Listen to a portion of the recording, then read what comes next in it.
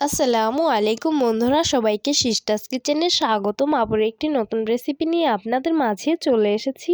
আজকে আপনাদের চিকেন দিয়ে ভেজিটেবল সবজি তৈরি করে দেখাবো, তো দেখতে থাকুন। প্রথমে একটি পাত্র নিয়ে নিয়েছি, কুচি করে রাখা গাজরগুলো দিয়ে দিব, কুচিয়ে রাখা আলুগুলো দিয়ে দিব, কুচি করে রাখা বাঁধাকপিগুলো দিয়ে দিব, কুচানো ধনিয়া পাতাগুলো দিয়ে দিব, কুচানো পেঁয়াজগুলো দিয়ে দিব, কুচিয়ে রাখা কাঁচামরিচগুলো দিয়ে দিব, হাড় ছাড়া চিকেনগুলো দিয়ে দিব, 1 চামচ পরিমাণ লেবুর রস দিয়ে দিব, স্বাদ মতো লবণ দিয়ে দিব, পরিমাণ মতন হলুদ মরিচের গুঁড়ো দিয়ে দিব, 1 চামচ পরিমাণ সয়া সস দিয়ে দিব, 1 চামচ পরিমাণ টমেটো কেচাপ দিয়ে দিব, পরিমাণ মতন আদা রসুন বাটা দিয়ে দিব, সামান্য পরিমাণ গোলমরিচের গুঁড়ো দিয়ে দিব, সামান্য পরিমাণ টমেটো কুচি দিয়ে দিব, জয়ফল জয়ত্রী গরম মশলা তেজপাতা জিরা বাটা দিয়ে দিলাম। তারপর সবকিছুকে হাতের সাহায্যে খুব ভালোভাবে মিক্স করে নিতে হবে। এই তো সবকিছুকে খুব ভালোভাবে ম্যারিনেট করে নিয়েছি। এখন আধা ঘন্টার জন্য রেস্টে রেখে দিব।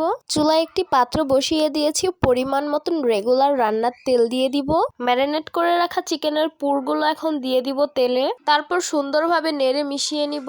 এই তো পুরটাকে আমি সুন্দরভাবে ভাজা ভাজা করে নিয়েছি, এখন নামিয়ে ঠান্ডা করে নিব। চিকেন ভেজিটেবল সবজি সার্ভ করে নিলাম। দেখতে অনেক লোভনীয় লাগছে আর খেতে কিন্তু অনেক বেশি মজা হয়েছে। আপনারা চাইলে এই ভেজিটেবল দিয়ে চাউমিন রান্না করে খেতে পারবেন।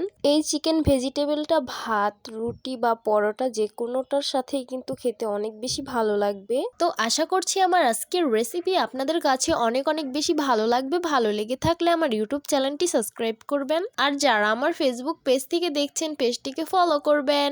সবাই অনেক বেশি ভালো থাকবেন, সুস্থ থাকবেন আর সিস্টার্স কিচেনের সাথেই থাকবেন। আবারও কথা হবে কোনো নতুন ভিডিওতে। তাহলে আজকে এই পর্যন্তই। আল্লাহ হাফিজ।